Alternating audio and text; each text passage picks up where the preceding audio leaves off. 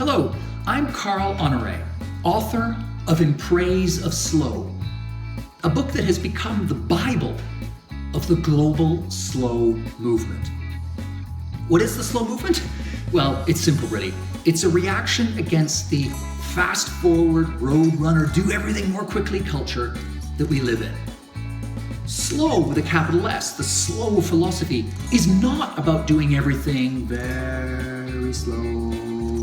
That would be silly, it would be absurd, right? I'm not an extremist or a fundamentalist of slowness. I love speed. Faster is often better. We all know that, but not always.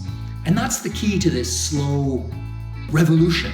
It's about doing things at the right speed, understanding that sure, there are times to be in turbo mode, but there are also many times for slowing things down a little bit. Slow with a capital S is ultimately a state of mind. It's quality over quantity. It's about being present and in the moment. It's about doing one thing at a time and giving that thing your full attention. Ultimately, being slow with a capital S means doing everything not as fast as possible, but as well as possible. A very simple idea, but an immensely powerful one.